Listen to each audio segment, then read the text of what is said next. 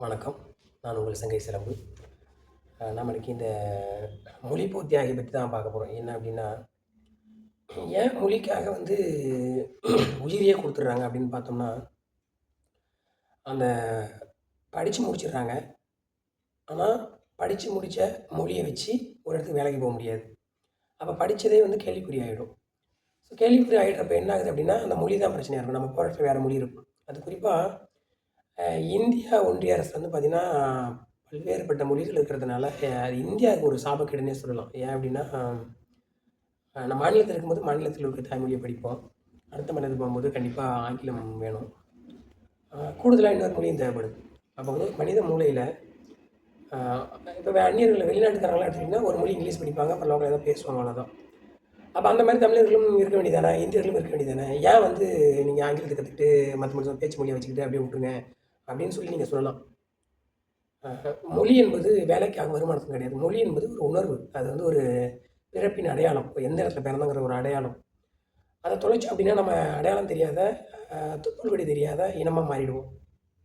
அது தமிழினத்துக்கு உண்மையிலேயே மிகவும் நல்லா தெரியும். ஏன் அப்படின்னா, உலகின் மூத்த மொழி, முதல் மொழி, உணர்வு மொழி அப்படின்னு சொல்லி நெறைய இடத்துல பெரும் தலைவர்கள்லாம் பேசுறாங்க. ஆனா பார்த்தீங்கன்னா, அந்த மொழிய அந்த அளவுக்கு பெருசா வளர விட்றதும் கிடையாது, வளர்க்குறதும் கிடையாது. இந்த மொழிய அப்படி ஒண்ணும் வெறும் மேடை பேச்சுக்கு, இந்த தமிழ்நாட்டில இருக்கக்கூடிய ம், அரசியலுக்காகவும், அது மாரி தான் பேசி ஓட்டு வாங்குறதுக்காக தான் பேச பார்க்குறாங்க. நான் என்ன சொல்றேன், இப்ப இந்திங்கிற மொழி, அத திணிக்கிறதுக்கு, அத திணிச்சு படிக்க சொன்னாங்க. அத படிக்க சொன்னப்ப, நம்ம கீழப்பழுவூர சார்ந்த சின்னசாமி, அவர்லாம் ஆ தன்னை கொளுத்திக்கிட்டு இறந்து போயிட்டாரு. அவரு தீ கொளுத்திக்கிட்டத திராவிட பள்ளி வகுப்புல சொன்னாங்க. எப்படி சொன்னாங்க அப்படின்னா, ரொம்ப ஆச்சரியமா இருந்தது. ஐயா உமாபதி ஐயா தான் அத சொன்னாங்க. என்னோட உயிர் மரணம்ங்கிறது மொழிக்காகங்கிறதுல எந்த மாற்று கருத்தும் இல்ல. ஆனா நான் இறந்துரணும். நான் அதுக்கப்புறம் பிழைக்கக்கூடாது. அப்படிங்கிற மாரி அவரோட தீக்குளிச்ச சம்பவம் இருக்கும். ஒரு சட்டை மேல சட்டம்னு ஒரு 5, 6, 7 சட்டை போட்டுக்கிட்டாங்க. ஒரு வேஷ்டி மேல அதே மாரி 6, 7 வேஷ்டி கட்டிக்கிட்டாங்க. தான் மேல மண்ணெண்ணெய ஊத்திக்கிட்டாங்க. கொளுத்திக்கிறாங்க. அப்ப பாருங்களேன், ஒரு செத்து போறப்ப கூட நம்ம பிழைச்சிடவே கூடாது. எரிஞ்சிரணும். எரிஞ்சதுக்கான அடையாளத்த அந்த உலகத்துல நிலைநிறுத்தணுங்கிறதுக்காக, இந்த மொழிக்காக உயிர் விட்டுருக்காங்க. அதனால தான் எண்ணம் இன்னைக்கு.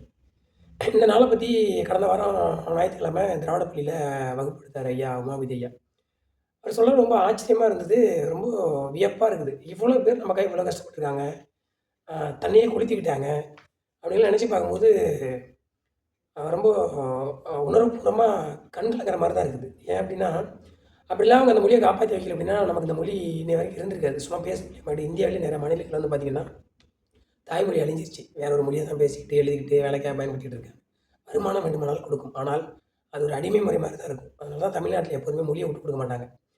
இப்ப எனக்கு இதுல அப்ப அதே மாரியே தொடரலாமான்னு கேட்டா, என்னோட தனிப்பட்ட விருப்பத்த நான் ஒண்ணு சொல்றேன். அது என்ன அப்டின்னா, இப்ப தமிழ் மொழிக்கு தமிழ்நாட்ல 3வது மொழிய கத்துக்க சொல்றாங்கல்ல, அதே மாரி தமிழ் மொழிய இந்தியா முழுவதும் 3வது மொழியா கொண்டு சேர்க்கறதுக்கான வேலைய தொடங்குனா நல்லா இருக்கும்னு என்னோட தனிப்பட்ட கருத்து அது. ஏன் அப்டின்னா, தமிழ் படிச்ச வாத்தியார்களுக்கு நெறைய வேலை கிடைக்கும்.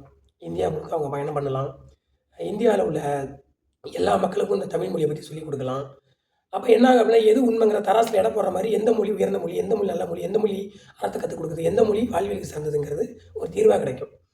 அ இத எப்படியாவது ஒரு நல்ல தளத்தில இருக்கிறவங்க இந்த கருத்த முன் வச்சு, இத இந்தியா முழுக்க கொண்டு சேர்த்தா நல்லா இருக்கும்னு நெனைக்கிறேன்.